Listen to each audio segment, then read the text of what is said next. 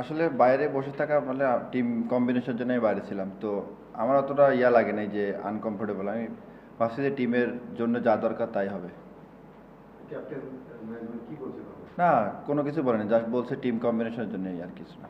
আচ্ছা, আপনার কাছে বিগ ব্যাশের একটা অফার ছিল, 12 জানুয়ারি পর্যন্ত বিসিবির এনওসিও ছিল। তো খেলে আসতে পারতেন দু একটা ম্যাচ, আবার ফরচুন বরিশালে ক্যাম্পে যোগ দিতে পারতেন, অপশন ছিল।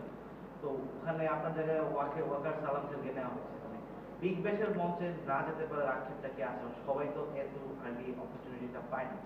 না ভাই, আমিও আগে বলছি যে আমি কোনো কিছু নিয়ে আক্ষেপ করি না, প্রেজেন্ট যেটা থাকে আমি সেটা নিয়ে কাজ করতে চাই, এবং যে বিপিএল চলতেছে আমি এখন বিপিএল নিয়ে চিন্তা ভাবনা করতেছি। বিগ ব্যাশ হয় নাই, রিজিকে ছিল না, নেক্সট টাইম হবে ইনশাল্লাহ।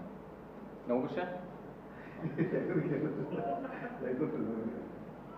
এটা কি আপনি এক ধরনের বাস্তবতা হিসেবে মেনে নিয়েছেন যে যে কোনো সময় টিম কম্বিনেশনের কারণে আপনার বাইরে থাকতে হবে?